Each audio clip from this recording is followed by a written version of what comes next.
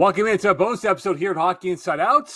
We dive into the award winners. And David Savard, was he the right choice for the Jacques Beauchamp trophy, which goes to the unsung hero on this roster?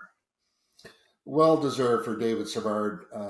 There's a guy that, is a great leader on and off the ice, very well respected and liked by his teammates.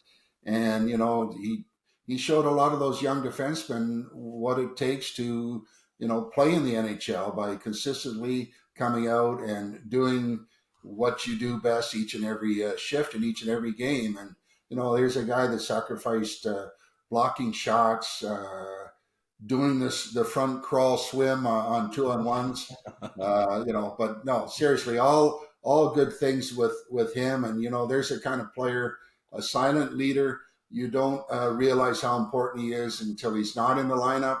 And, hats off to him for doing a great job and really helping out in a real tough year and doing what he did best, which was to show through an example. And not a rah-rah type of guy, but a guy that was able to, get the attention of the young guys there on the blue line and everybody else in the dressing room to be well respected and be a big part of the hockey club.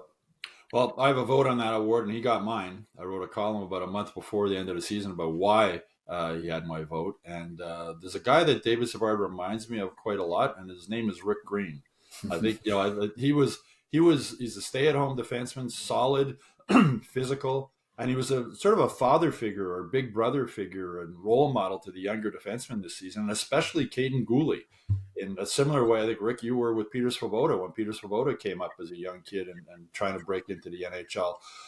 When Caden Gooley, I think he has a very bright future ahead of him. Going to be a dominant defenseman in the NHL for a long time. And at the point when his career comes to an end, many years from now, I'm sure people ask him then, who had the biggest impact or who are the people who had the biggest impact on your career? I think David Savard will be at the very top, if not near the top of that list.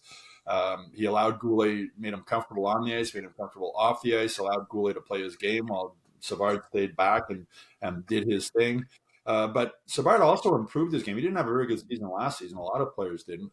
And with Marty St. Louis' brand of hockey, it's a lot quicker than what Dominic Ducharme and demands more from the defense. But he was able to keep up with the pace, even though Marty St. Louis said David Savard's not the fastest guy on his feet, but he thinks the game really quick.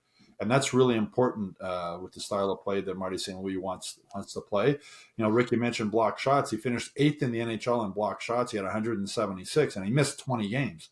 So if he doesn't miss those 20 games, he's probably the NHL leader in block shots. But just a really important figure in the room, on the ice, off the ice. He's really a calm guy. He's built like one of those world's strongest men guys. I think people might not realize how strong this guy is when you see him in front of the net. And there were points this season when he got upset. He got pissed off, like when things were going wrong. He knows he's very calm, and I think he's one of those guys that if he does get upset, everybody goes, whoa. And I think that has a big impact. So he played a really important role. And, the Jacques Beauchamp trophies for the unsung hero. And to me, he was definitely the unsung hero on the Canadiens this season. Yeah, I think he's not a bad choice. He wouldn't have been my top choice because I think that we've talked about David Savard a lot as being important as a leader in the room, important for the young defenseman. I find what I've heard is that despite his reputation for being like a very calm and cool guy, he has like a really vibrant personality that allows him to develop a good relationship with the young players. Like he's not just I'm not trying to denigrate him in any way, but he's not Shea Weber where he's just like calm, doesn't really talk to the media. He's a very energetic guy, which is maybe a little bit different than his on ice persona of like rough and tumble and stay at home. But he's a really good choice. I would have chosen Jonathan Kovacevic just because it seems that we talk about the 5 rookies on defense all the time. And every time we're talking about it, it's like, oh yeah, and this guy as well. But he was remarkably consistent all season long in a very limited role, we'll say, but when injuries struck and he had to move up the lineup, his performance didn't really change. He was consistently strong from game 1 to game 82 and one of the only guys on the roster who didn't get injured.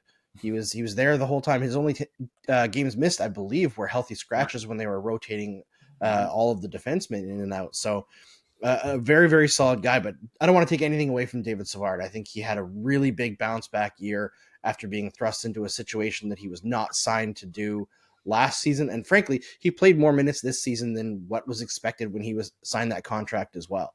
Like, I think he was brought in to be like a number 5 defenseman, and he's been on the top pair for 2 years now. It's been a tough job for him, and he's done it without complaint and been a leader in the room. So great award for David Savard to win. Yeah, Kovacevic, what a waiver pickup that was.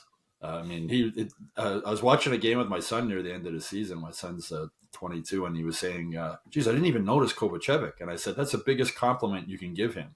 If you're a third pairing defenseman and you're not really that noticed, that's a good thing. I mean, he's so smart. I mean, when you talk to him, he's a really smart guy, but he's smart on the ice too. He just makes smart decisions with the puck, and he knows his limitations, which is really important. Like, he knows he's not Caden Gooley, he's not Jordan Harris, where he can skate with the puck, but he knows what he can do, and he's physical when he has to be. And from the point, he's got a really good ability of getting a shot through from the blue line onto the net. It's not the big slapper all the time. He's able to walk the line and find shooting lanes and get the puck through. So, Andrew, I mean, my vote still would have been David Savard. Kovacevic as a second pick for me would have been good, but I understand why you would bring up Kovacevic, because he was an unsung hero, and especially as a guy who was picked up as a waiver claim. Probably they figured he'd play a few games and go down to the AHL, sort of the emergency guy if they need him to call up. And you're right, the only games he missed were when he was a healthy scratch early in the season. And he's just turned out to be what a great waiver pickup. And I think he has a spot on this team moving forward as that steady sixth defenseman who doesn't cost a lot of money, which is important against the salary cap. So, really good move by Kent Hughes to pick him up. And I believe that, it's really important. You touched on it, Stu, that those guys, especially on defense, have to know their limitations, play within their capabilities, and do that each and every night. And if you look at the group that they do have, they have a number of players that bring certain things offensively that the others do not. But I think it's really critical for those ones to realize, and that's why they're still in the league. Some of these guys, David Savard, for an example, knows what he's capable of doing and doesn't go beyond that and does it each and every shift. So, compliments to him. One thing he's capable of is that spinorama. Nobody knows how to stop it. It's he does it once or twice a week, and every time 100% success rate. Unbelievable. Andrew, have you tried it on a PlayStation 5 yet with the joystick, using the R2, the L2, right, to get that spin around and going for them? But quickly here, guys, with Savard, you think about it, 2 years ago when the Habs were in a cup run, they bring him in, and the fanfare on his signing was like, what the bleep is this? What's going on here? But he's had a remarkable run with this organization, and now, as you made the point before, he's well respected in the locker room and looked upon as being the father figure for the back line. And he might be an integral part for years to come with him and Matheson leading the troops for the next 3-4 years. Well, he came in here with that Stanley Cup ring too, with from Tampa, and just that experience. He just has that experience, and he's just so well respected. And you're right, Andrew. He is, from talking with the other guys, he's got a sense of humor. He's got a very fine taste in food. He knows where the good restaurants are on the road and stuff like that. So I'm sure he's showing the rookies some good places to eat and maybe making them pull their wallet out to pay for it afterwards, like a true veteran. But he comes across as just a really good all-around guy. Well, an all-around guy like him winning that Beauchamp trophy is well-earned for him, and we'll see what he does. And this young team moving forward with a guy like Dave Savard, what they can bring for years to come. Don't forget to submit your questions and comments here on Hockey Inside Out. We look forward to conversing about that on a future episode. And check out YouTube for all of the Hockey Inside Out episodes as well, I beg your pardon. And for the newsletter, go to MontrealGazette.com/newsletters. And, of course, for bonus content and full episodes, head on by Hockey Inside Out. On behalf of Rick, Andrew, and Stu, wish you a great off season. We'll speak to you soon. Bye for now.